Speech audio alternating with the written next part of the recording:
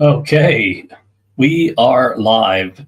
Welcome to another session on It's Time to Lead Different. The revolution in leadership has begun. And today we're going to run you through why we need to lead different. And because of that, why we need to look at how we evolve leadership into 2026. Because what I want to start with is asking you this simple question. What if we've gotten leadership development backwards? What if we've been asking the wrong question? What if the answer isn't about knowing more in terms of leadership, but about becoming more? Right. So I'm going to take you on a journey of evolution in understanding leadership and leadership development. And this is something I've been running for probably the last 3 or 4 weeks to help people to understand. Thank you to all of those of you who have watched this in the past, and for those of you who have participated and shared and commented, and even shared this live stream around. Thank you so much for that. Really want people to understand as we move into 2026, we can no longer lead our organizations the way we always have, and we can no longer then develop leaders the way that we always have. We need a revolution in leadership, therefore we need a revolution in leadership development. So let's jump into it here. Let's talk about understanding leadership, a journey of evolution. I want to just start by addressing where we are with leadership development at the moment. And I want to talk about traditional thinking around leadership development and training. Right now, most traditional leadership development and training, the 1 day, 3 day, 5 day courses, or the 1 day a month for 8 months type training and courses and programs that people go on to get a certificate or a credit. These things is the way we've traditionally developed leaders. Now, there's some problems with this traditional type of thinking. And that is that by day 5, especially if you're on a 5-day leadership training program, by day 5, you've forgotten most of what happened in day 1. So this information overload leads to poor retention. So our brain can, barely process, let alone retain all the information that it's been given in a 5-day course. Right? There's limited time to practice or contextualize those concepts right there in the moment. And then usually after 31 days, you might be lucky to retain only 21% of the total content. There's no structured reinforcement after the course. And of course, learning happens in isolation away from real workplace challenges. So these are some things that happen with traditional 1 day, 3 day, 5 day, or those 1 day a month for the 8 months type things over a year training and courses that we've had. When you think about traditional thinking itself, the human mind, all right, within 20 minutes, people may retain about 58% of the information that they've heard. Within an hour, only 44%. Within a day, 33%. Within 6 days, 25%. After 31 days, 21% of the original information may be retained in memory. Now, this is something that's called the forgetting curve. And this was studied by Hermann Ebbinghaus back in 1850 to 1909, and it still holds true today. Why? Because it's based on the human mind. Okay, so we have this thing where we forget. And so if you go to a 1 day or a 3 day or a 5 day or whatever leadership training program or course, you have all this information that you're getting, all right? You're getting so much information, so much knowledge on leadership that not all of it's applicable. And as already mentioned, your mind cannot consume all that, let alone process it or retain it, and then even have a way to apply it, just based on the sheer volume of information that's being given to you. Right. So it ends up becoming ineffective. Yes, it seems we get people out, get them away for 3 days, get them back in the office and get them back leading the team. But unfortunately, most of what we call leadership training, even forgetting the forgetting curve, let's forget the forgetting curve, the content that we're training people on today is just modern management practices. Right. Please understand this, that I see a lot of it today. I look at a lot of the leadership certificates and training courses that are out there, and I'm like, well, where's the people stuff?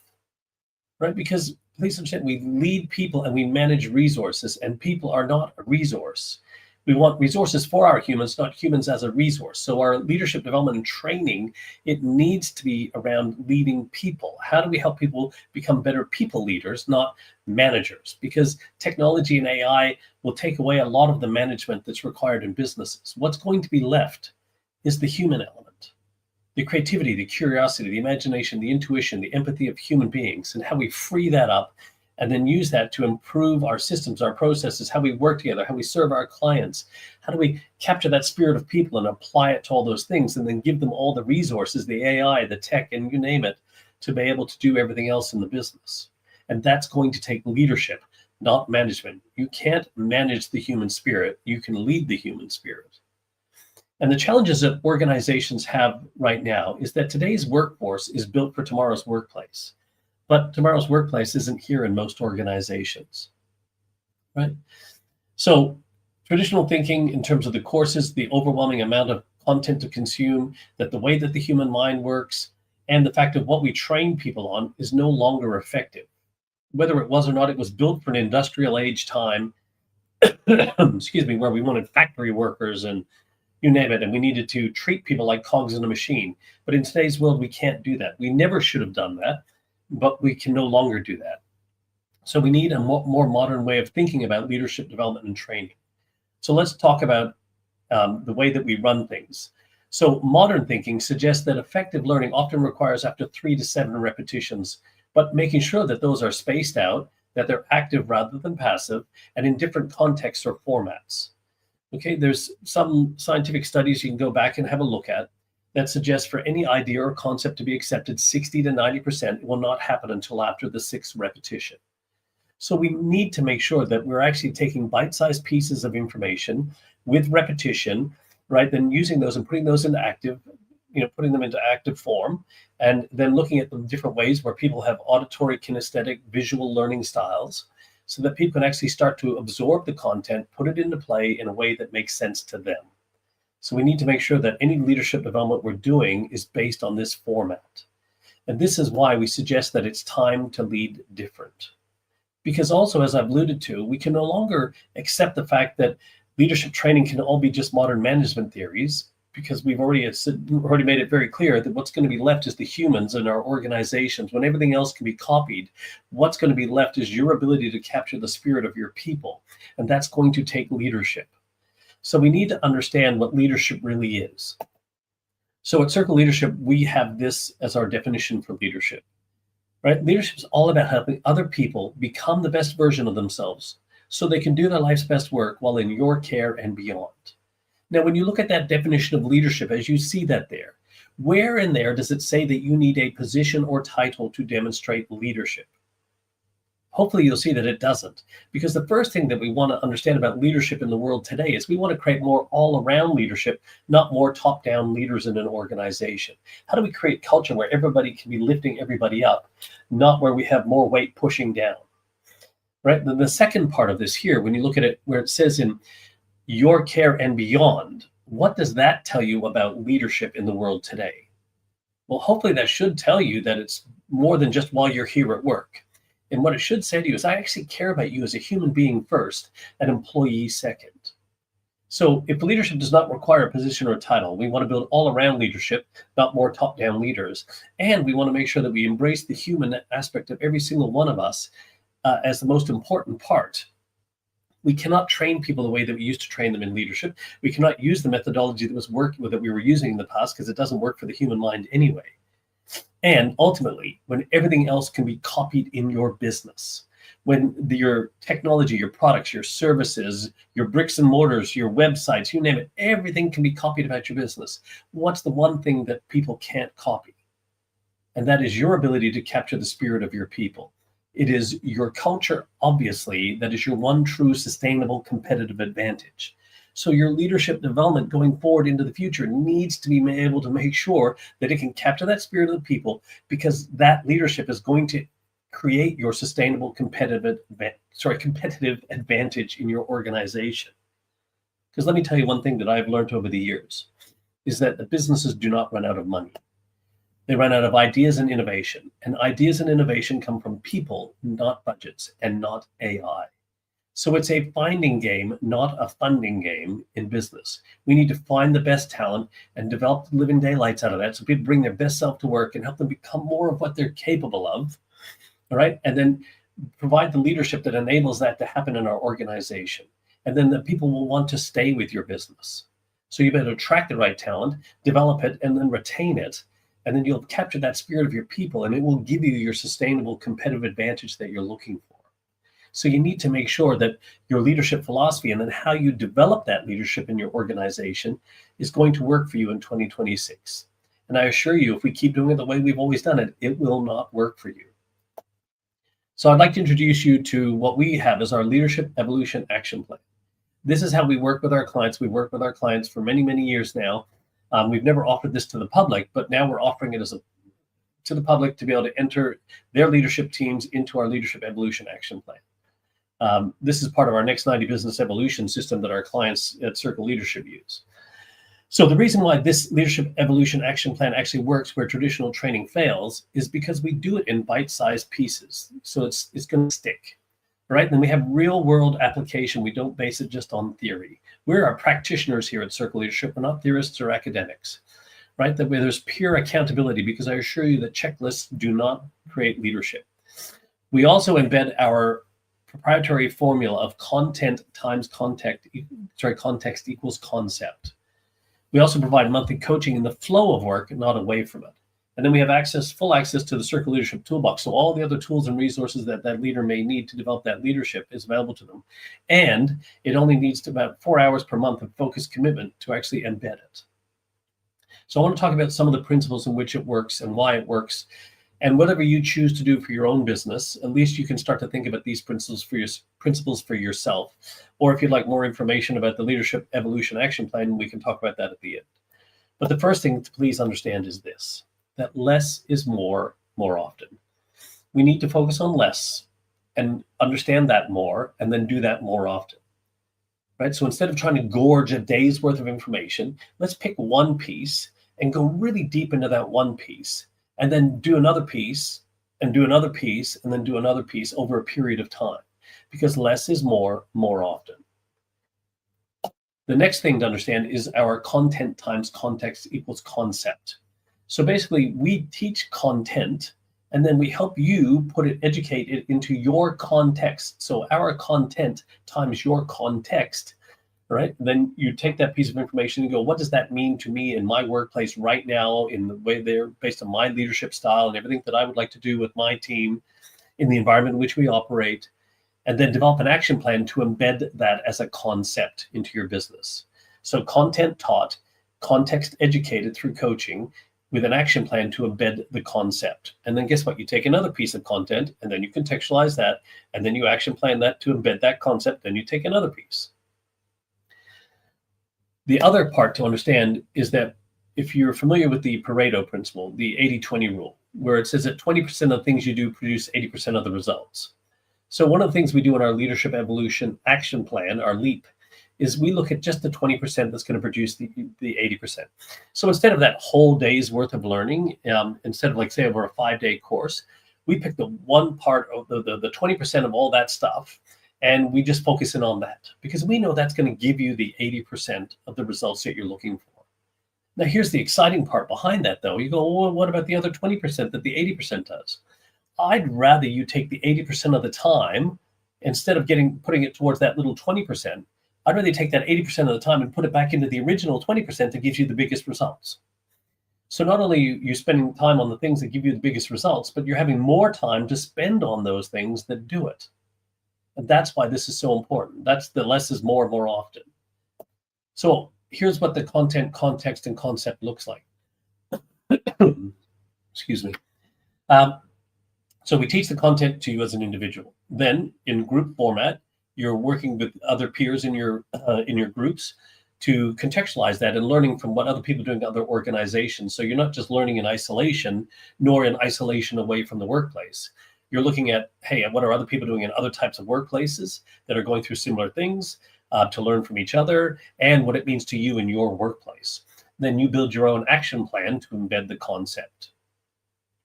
And so here's what it looks like in greater detail. So if you imagine for the first 2 weeks of a month, you would go through the content. There'd be short videos that you'll watch to absorb the content. You watch it 3 to 7 times. So just say 4 times over the period of 2 weeks. Then you'll attend a group session for a couple of hours where you will contextualize that information, working with your peers and looking at that and going through and learning from each other, and then getting really deep understanding of what that means to you in your workplace. And then from that, you'll develop your action plan to embed that into the workplace for the remaining 2 weeks. And then if you look at the diagram on the right, that's one. Then next month, you'll take the next piece of content. You'll go through the same process again, and you'll start doing that. Then next month, you take the next piece and you start going through that. And then you transform from who I am to who I can become. It's a transformational process. So we're not just actually acquiring more knowledge, we're actually becoming the leader, steadily, progressively increasing our capabilities. Thus, our capacity for leadership greatness expands. So in the Leadership Evolution Action Plan, this is what our clients get. When we talk about creating leadership depth and strength, the first thing I want you to understand here is we're not talking about more layers of leaders. When we say leadership depth and strength, we're talking about going deeper into the concept of leadership itself. And leadership itself starts with leadership of self, right? You can't lead anybody else until you can learn to lead yourself. So the first thing that we look at is leadership of self. And self-awareness is the key to self-leadership. And once you've learned how to lead yourself, then you can go, hey, how can I lead team members now? So leadership of self leads you to leader of teams. And then we take you through a bunch of lessons and, obviously through the process on how to become, the leader that you're capable of teams. And then once you've learned how to facilitate the collective wisdom of teams, you can then lead the business. So leadership of self, leader of teams, lead the business. And in each of those series or themes or depths we go through, there's certain lessons that we take each month that will work with the group through. So you go through leadership of self, there's 4 sessions we take through, and there's tools to back you up there. Then we go into leader of teams, and then there's a whole bunch of sessions we go through there and a bunch of tools. Then we go into lead the business, and then there's sessions there and tools available for that. So it's a building the depth and strength of your leadership, starting with self, teams, and then the business. And then in each of the sessions, there's obviously a video that you can watch to learn from. And any of those videos there, they're available right there in our toolbox. This one is, for example, is how your mind works. This one actually is, I think it's like a 9-minute video. And there's a video lesson. There's obviously describes what the session's about. This is what you can access. There's a diagram, a model, or a tool or template that's being used. There's a space to leave a comment or ask a question that any one of your peers can answer, or our team of coaches can jump in and give you the feedback. You don't have to wait until the group session to ask any questions. You can put your comments in straight away as you've been watching it first time, second time, third time, fourth time. It doesn't matter. You can see what other people have said as you go through it. And then you're basically going to be able to develop your leadership depth and strength, all right? And this is what the Leadership Evolution Action Plan is all about. As you can see, here's the deeper look into the session. Like I said, this one's 9 minutes and 49 seconds, talking about how your mind works. And I whiteboard through this particular session here, and there's an example of what the whiteboard is that I would take people through in that session. There's blank templates for you to follow along and complete. So you're actually, writing down crystallizes thoughts. So you're using your mind-body connection while you're watching the video. You're also doing the drawing yourself. So you're connecting with the content as you do it. And then when you do that, then you attend your contextual session with the group and you learn to discuss how that would work and how you will apply it in the workplace.